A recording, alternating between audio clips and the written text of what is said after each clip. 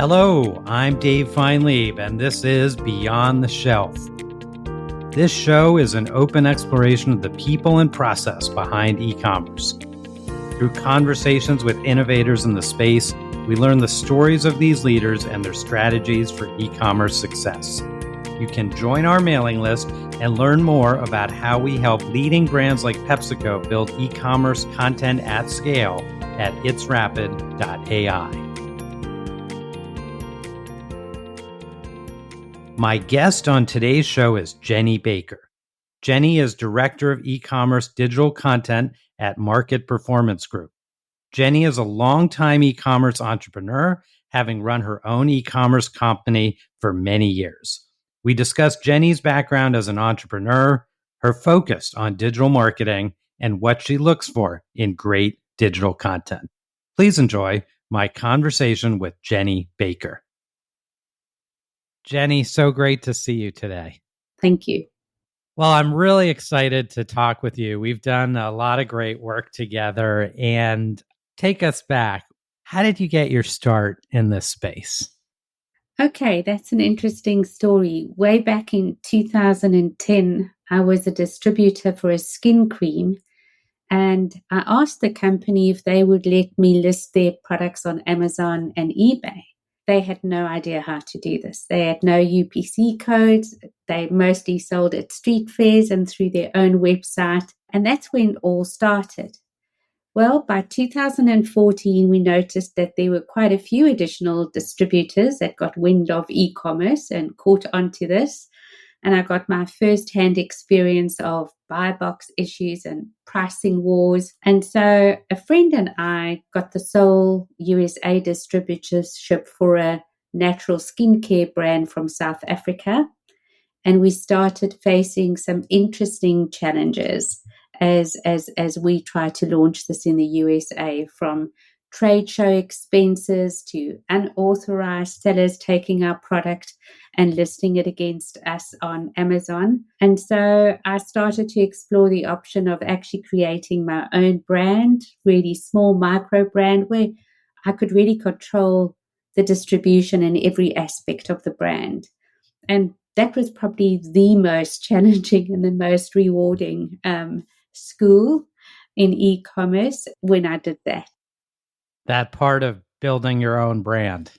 Mm-hmm. Definitely. When you think about the challenges and the rewards of doing that, tell us a little more about that. What are some of those challenges and what are some of the rewards when you look back on those days? I think some of the rewards are when you start making that first sale and then it starts happening to be 3 sales a day and then 10 sales a day. Is that not the best moment, that very first sale? It's so hard, and then you get it. And I find it to be, I don't know about you, but extremely validating in a way.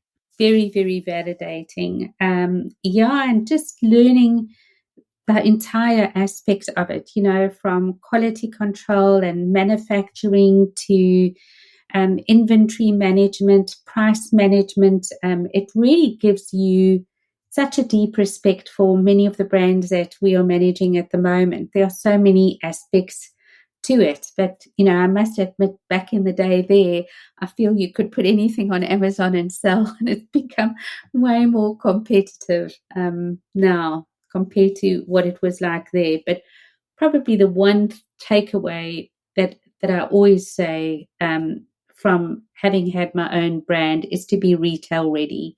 Are you 100% retail ready for that digital shelf, and just showing up with every T and every I crossed and dotted, so that when that launch happens, that it is 100% dialed in. I love it. I love this concept of retail ready. And now you've had this firsthand experience as an entrepreneur. You're today heading up content at Market Performance Group. Tell us a little about your role. What does it look like on a day-to-day basis? It's very varied because as an agency. We just work with such a broad range of clients, from small micro brands or owner operated brands all the way through to large national and international brands. So it's very varied, which is just wonderful because the digital shelf is so different to these different brands.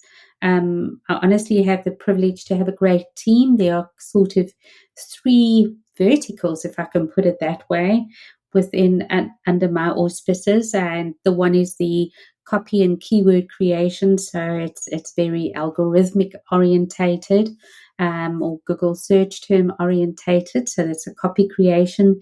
The other vertical is the creative side, where we've worked extensively with you, David, on that, and telling the visual story. And then on the other side, which is very interesting, is the syndication side of things. So yes, there are these three verticals that all work hand in hand in order to assist MPG's clients to have a complete sort of omni-channel approach to their digital shelf. So a comprehensive view, but also one, it sounds like, that keeps things interesting. You're, I imagine, constantly learning from working with all these verticals, but and with the client base. Yeah, never a dull day. Never a dull day. I love it. And we've had the opportunity at It's Rapid to partner and work with you on a number of creative projects across many different brands. What kinds of content are brands most focused on today and maybe looking ahead when it comes to e-commerce? I may be answering this through a biased lens, and so I'm going to answer this in two parts. I think at MPG, as I mentioned, we have the honor to work with large CPG brands and sort of smaller owner operated or micro brands. Each lens is each brand has a unique way of looking at content. Newly launched brands or smaller brands are probably the most exciting because they only have their content to get them recognized. They don't have that hard-earned recognition of a well-known brand name. And so they are probably the most receptive to creating consumer-driven content and testing it for sales conversions, and retesting and retesting.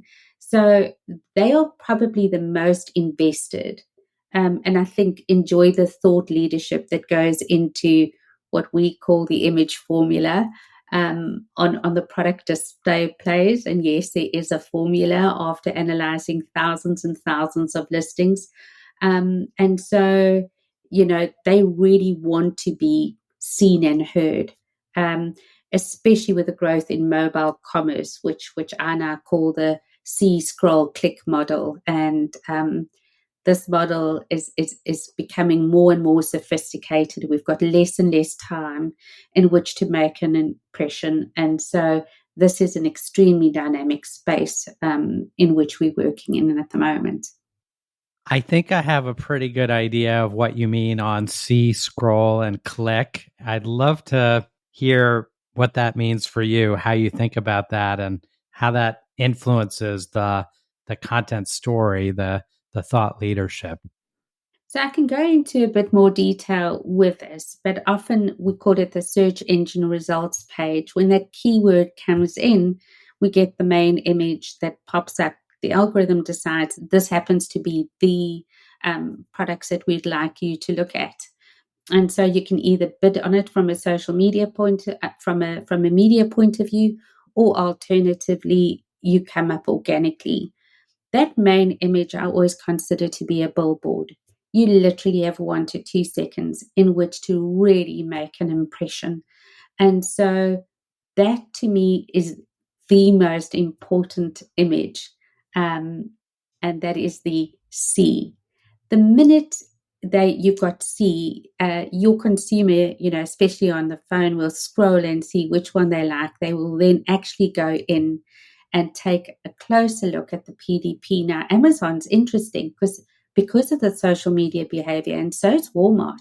If we look at these listings from our phone, and I really would invite every brand to actually look at their product listings from their phone, with mobile commerce being such a trend, I would suggest that the very next image, which is part of the image formula, needs to be benefit driven. What am I going to get from using this product?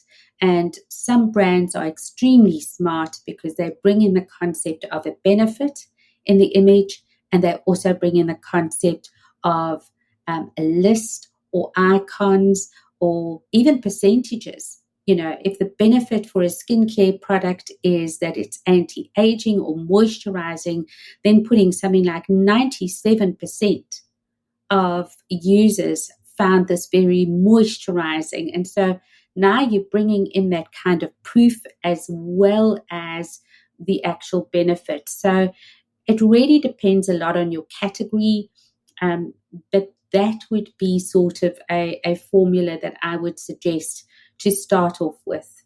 Is that main image really optimized for search engine results, and also having your second image to be very benefit driven. When it comes time for a brand to create great content, they've got their branding, their internal branding and guidelines and messaging. They've got tight turnaround times that they're trying to work with, especially with some of the retailer calendars when it comes to display campaigns, on page creative, and so on. When you think about these challenges and also the opportunities there when it comes to the e-commerce content, what do you see with all these different brands that you work with? So many brands don't realize how much content they really have that they can leverage on their digital shelf. Often, the bigger the brand is, the more their approach to content is siloed. You have your social media team that is great in creating great UGC content, but it's not speaking to the graphics team, and the brand manager doesn't know, or the e-commerce manager doesn't know. So I often find that the challenge is having someone who can actually connect the dots for the brand. We do not need to go and reinvent the wheel. You have already a lot of content. And so a lot of brands don't really understand what a treasure trove they are actually sitting on. I think there is this perception that optimizing a digital shelf needs to be a new photo shoot with these perfect, glamorous models and sophisticated graphics. And that's not really it. I mean, we look at how TikTok has taken over, and we look at how Instagram stories are. These are real people. They are not these glamorous models. In fact, they just have It's much more, it's authentic. it's authentic, it's It's raw, real. Yeah. it's real. Yeah. And so I think that's probably something where, if one could get to the point where the UGC team that's creating that, when something has gone viral and you've got 10,000 likes or 1,000 likes, let's take that image, let's put it onto your digital shelf, let's play with it. The other challenge that I've also noticed really is that often brands have this set it and forget it.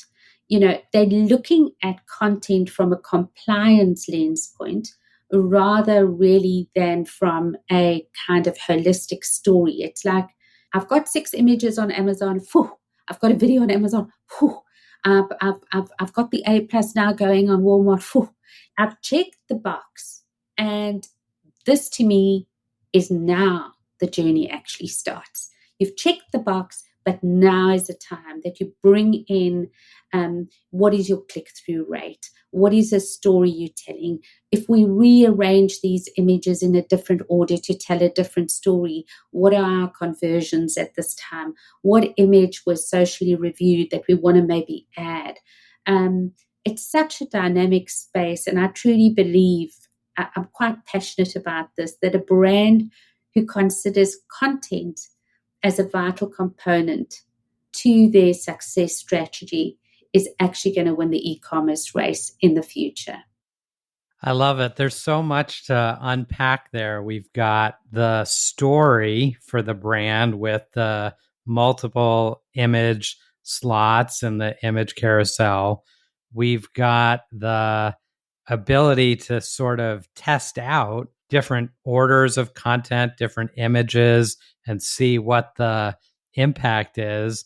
And you also mentioned UGC. I would love to hear more about how does that play into some of the content that brands can work with or showcase on the PDP or in their display media.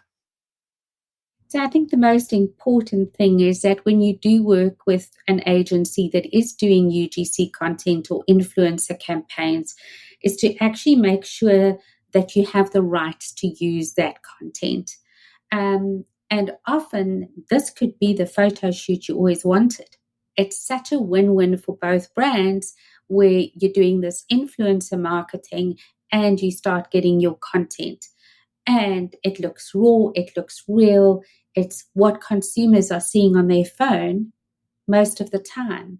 Interspersing it or bringing it in to your PDP really makes the consumer relate better to your brand. It looks more real and authentic, and you can sort of build a brand following that way. So to me, I think we're going to see more and more of this trend going along where we're going to see more UGC content on our digital shelves.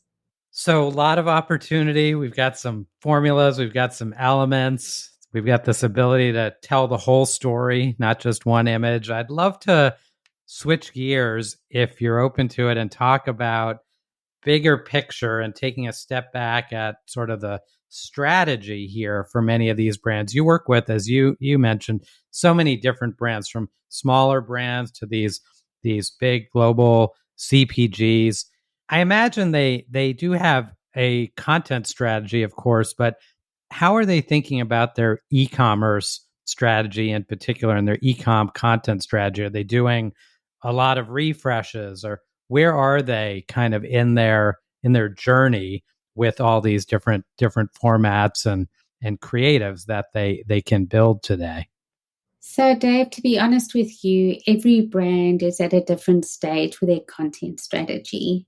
Um, and I think our aim at MPG is to assess at what stage is the brand and how can we elevate their digital shelf. So what we do is we really provide thought leadership. We create design briefs for their creative team. We do content audits of their digital shelf. And depending on their resources and budget, we can also do the execution. And this is where we've used It's Rapid in the past. I mean, just yesterday, we finished an excellent photo shoot for a really big national brand that had no product in use images. It's that normal one where you just see the graphics. There's no real person, or at the end of the day, they've gone and bought some stock image of somebody smiling, and you just go, this doesn't really go with your brand. And so having that opportunity to shoot product in use images with proper expressions, real people was really a fun project. And so coming back to that product in use, I always say this is probably some of the most important images on the digital shelf. But I'm finding myself saying the main image is the most important and the second one's the most important. Here I'm going again. And this is the most important. So really, Exactly. And tell us the product. And so we've got just to parse it out, we've got our first image there. right. Tell us what that's normally your product shot, your core shot. You talked about the feature and benefits, kind of the starting to tell the story. And then tell us a little more about this product and use idea. So this is just really having a real person using your product, right? Are they putting on the lipstick? Are they putting on the skin cream? Are they using your phone? Product in use in the correct context. I say, is it a nutritional shake, for instance? This person has got your nutritional shake in hand. You can see they're actually scooping. So those kind of things just make it more real rather than abstracted by just using what I call stock photography. You've worked with the brand, they've got content to work with. Now they have their next challenge, which is I've got to get this content live on Amazon, of course, which is a huge focus, but I also have social, I have other retailers, I have retail media, all these different assets. How are they thinking about that, and how do you help them navigate all those different paths and formats and so on? Yeah, so that's the challenge that a lot of brands have, right?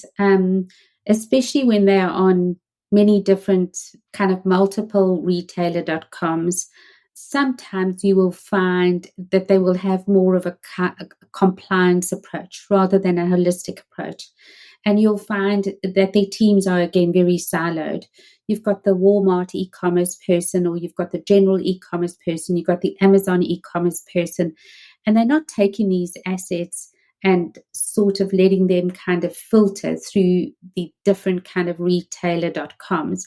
And so this is where we also come in and say, well, your assets on Amazon can actually be repurposed on Walmart.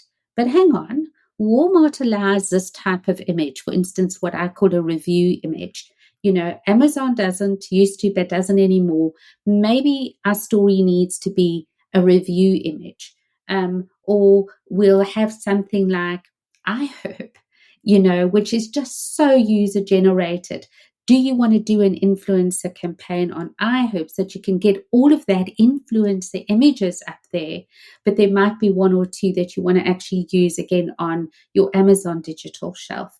So I think we're quite good at actually bringing that all together for our brands, and showing a more kind of a holistic approach, because it's not this one size fits all. Your Walmart shopper is very different to your DTC shopper. And so harnessing the power of your images for the similar but yet different shoppers across your different retailers is where we like to think we bring thought leadership to. I think this is a great insight, and it's a nuance that you're getting at, which is that there's the shopper that we're building the content for on that platform or channel. And then there's on the platform itself, what are our options? What's allowed? What are the formats? What are the retailer requirements in some cases that are different from platform to platform? So I think that's a great nuance that I think often doesn't get called out enough, is both the technical, if you will, what can we do? And then also, as you highlighted, the shopper, who are we marketing to? Who are we trying to inform and help educate? And the technical can get really, really technical. When I'm dealing with my syndication compliance team, I say, I don't want my second image to be the back of the packaging and my third image to be the side of the packaging. Yes, but when you upload it, this is the way they want it. And I say, can we lie about it? Can we say that this is the back of the packaging, but it's not, so that we can have that as the second image? And they go, no, you did. So there's a lot of fun that goes in within our team as well with regards to that technical compliance side of things. Yeah. And if we go one more level on some of the specific tactics, what are some of the key aspects? You have such great insight. And a while back there, we did a Fresh Content Fridays episode with you where we looked at specific content on a page. You've seen many, many of these working across these different campaigns and brands. What makes for a great product description, a great image, or a compelling video? Okay, so then on the product description or copy side of things, I still feel that keyword rich content still matters. It's such a fundamental, intrinsically linked to retail media and organic rankings that one needs to do a very thorough keyword and competitor analysis to form the fundamentals of your copy. I call Amazon Speak. And so Amazon Speak is very different to the romance or the brand voice. And the challenge is always to create copy that has both Amazon Speak into it, but appears natural enough and not keyword stuffed. So that's a more deeper dive, and I do feel there's a skill to it, and maybe we can later talk about AI and how AI is helping with that. On images, I always say this to the team, and I think they're probably so bored with it by now, but ask three questions. The one, is that image visually impressive? If nothing was on that image and you just saw that image, would you say it's impressive? And so impressive in somebody's books is very different to impressive in another one's book. Can you see it? Is it clear? Is it not blurred? Does it not have a weird color or lighting? Is it just impressive? Like somebody professionally has taken that image, right? Is it impressive? And we've all seen those ones where it's a little blurry or it's pixelated or whatever it is, and you just get that feeling. You might even not know what it is, but it throws you off when you look at it, and it takes away from the experience. Exactly. And then the second one is, do I understand the purpose of this image? Have a single purpose.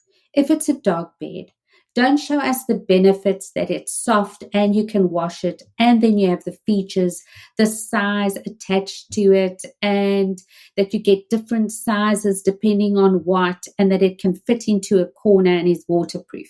Let's just keep it simple. Have a single purpose to that image. And then lastly, the third question is, are all the concepts within that image, the text call out, the graphics, the photographs, the photograph itself, cohesive? And if you're at any time unsure, go to somebody and let them look at it for 5 seconds, 3 to 5 seconds, and then take it away, that image, and say, what was the purpose of that image?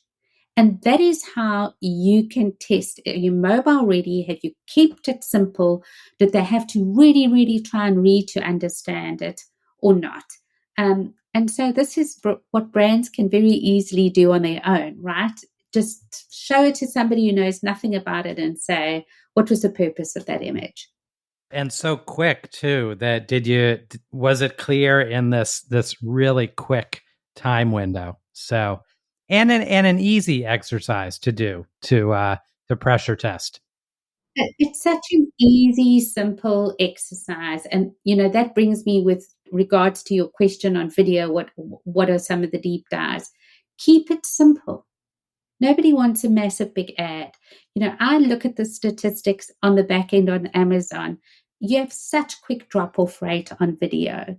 Yet, if you start creating something that is simple, that is quick, even with TikTok and Instagram stories and stuff, the drop off rate is so fast. So just keep it very simple. Use some stock video stock. Keep it moving, and keep it. Ideally, I used to say let's 15 to 30 seconds. I'm saying bring it down. Bring it down to 10 to 15 seconds, if not less. So bite sized, really, really quick. Very quick, very simple, fast. And the drop off rate, when you talk about that terminology there, meaning that we see it, and if we don't get it right away, we're moving on. We're scrolling past. We're scrolling past. We're probably going to go to a competitor or, somewhere else. And yeah, that's just the nature of e-commerce at the moment. One thing I've really enjoyed in our work together is that you have this view of not just the one image that needs to be right, or the few sentences that need to be keyword optimized. You've really been clear that it's about the brand story, and it's this whole story that the brand needs to tell through their digital content. Would you take a moment and just expand on, how do I as a brand think about that? What does that mean for me, especially when it comes to e-commerce and this content that I'm creating?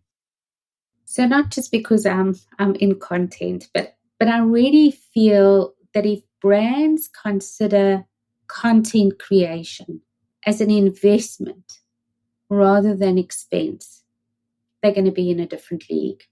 If a brand comes from the viewpoint that content, especially in the light of mobile consumer sort of behavior, as this is a crucial driver, as I'll keep mentioning in e-commerce success, then how they present their brand story will be fundamentally more strategic, because they are going to look at it through a content lens, and they will be successful for both the top and bottom of the sales funnel. And so to tell their story, not just visually, but also through kind of copy and the voice, what they want to represent, what are their values. This is going to be what consumers are really wanting to sort of attach to, something that seems to have value, something that is, I feel I'm making a difference, or I feel I can relate to those kind of brand values. And all of that is in the content, right? So much so. So you've got the brand story. One other thing I think would be interesting for our listeners is you talked about this idea of content creation as an investment rather than an expense. And I'm sure, like you, many of our brand leaders and e-commerce leaders do need to go within their organization and look for budget and make the case that this is an investment. What have you seen be most helpful there when articulating that this really is an investment and it's going to pay off in terms of engagement and brand awareness and of course sales?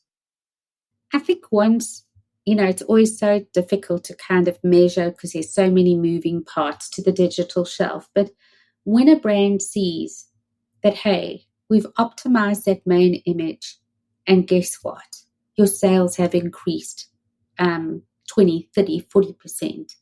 I think that it starts sort of really settling down and saying, okay, this is actually an investment. This is not an expense. And so part of what we do is to actually try and help brands have tangible numbers to what is happening. We changed your digital shelf here on this SKU, and we measured it over 4 months. This is what it was doing beforehand. This is what it's doing now. That seems to really help a brand understand, especially the bigger brands, that your content or your creatives assets, it is going to have an impact. It is going to have an impact. What is an expected turnaround time, and what should brands be shooting for when they're doing these builds?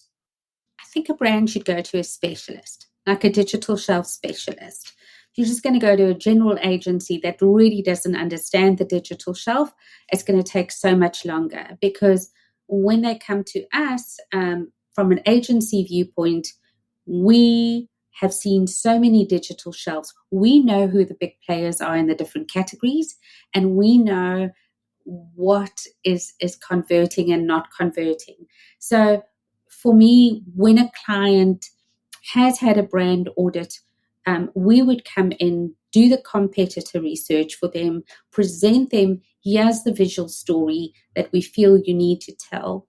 And then if they say, that's it, can you tell us that story? And depending on their assets, we can deliver it within 2 weeks and start testing. Is the conversion rate, is their click-through rate increasing? But I think I need to bring in this over here and just say that, all best-in-class images are all about telling that visual story. We've already touched on this, that as that shopper sort of scrolls through your images, are you telling the right story? And are you telling the right story that your competitors are maybe kind of missing or not telling? The story must not be redundant. One thing that is a bit of a pet thing that I kind of always go into, and I think, you did not do that, is when you've got that main image and the very next image is, this is our old packaging and this is our new packaging. And I feel like saying, seriously, could you just put that lower down the carousel? This is not converting. We're glad you did a packaging upgrade, and we understand that you don't want the consumer to think that they've got the wrong. But 99% of folk is not going to actually look at the packaging when they receive it and see that there was a packaging upgrade. And so that to me is really, yeah.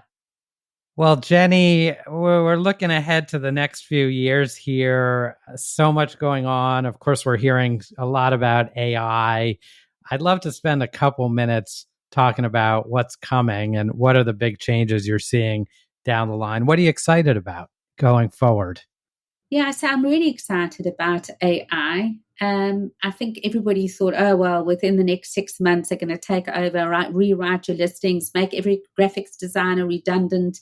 It's just going to take over the world, but it's not. It's really um, so specific to every single field, like just from a copy creation lens, being able to enter keywords and the description of the product into something like Chat GPT. It's such an efficient way of content generation, and it gets your creative juices flowing. It's also a lot to do with kind of prompt engineering, right? Learning to do the correct prompt. But just the other day, we learned that you can do such a quick review analysis of all your competitors, and you can harvest those sound bites that your consumer is saying about that product. So let's go dog bed. For instance, what are the positive, what are the negative reviews? You keep prompting ChatGPT and you get those sound bites. Then you take those sound bites and you ask them to write a listing. And then you take the keywords and ask to write the listing. And then you get your most Google search keyword to write the description. And so this is extremely exciting. I wouldn't say it's a bit time consuming, but I think once you've got that templated approach, you can really get them to do way more strategic. ChatGPT or AI can do way more strategic work that would have taken hours to complete. So really it's sharpening your tools. That's what it's doing. It's not taking away your skills, it's just sharpening your skills. It's something that we could do before, but it was extremely time consuming.